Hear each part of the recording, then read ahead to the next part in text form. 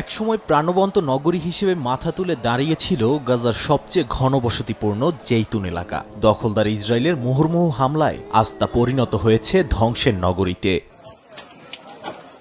গাজাকে পুরোপুরি ধ্বংসের লক্ষ্যে প্রচেষ্টা শুরু করেছে ইসরায়েলি বাহিনী। গাজা সিটির পাশের এলাকা জেইতুনে ১৫০০-এর বেশি বাড়িঘর মাটিতে মিশিয়ে দিয়েছে দখলদাররা। উপত্যকাটির কর্তৃপক্ষ জানিয়েছে জেইতুনে এখন আর কোনো ভবন অবশিষ্ট নেই। ধীরে ধীরে টার্গেট করা হচ্ছে আশপাশের এলাকাগুলো।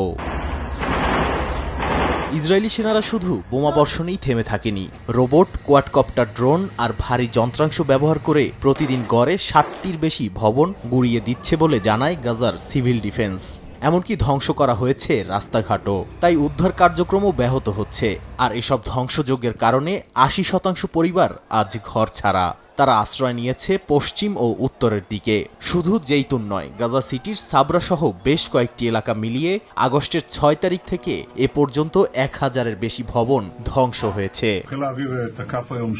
উপত্যকাটির উত্তর থেকে দক্ষিণে ১০ লাখের বেশি মানুষকে ঠেলে দেওয়ার লক্ষ্যে ইসরায়েলের মন্ত্রিসভা আগস্টের শুরুতেই গাজা সিটিকে পূর্ণ দখলের অনুমোদন দেয়। আর এই পরিকল্পনার অংশ হিসেবেই একের পর এক ভবন গুঁড়িয়ে দিচ্ছে দখলদাররা। স্থানীয়দের মতে হামাসকে নির্মূল করাই ইসরায়েলের একমাত্র লক্ষ্য নয়, তারা গাজার সমাজ ব্যবস্থাও ধ্বংস করতে চায়।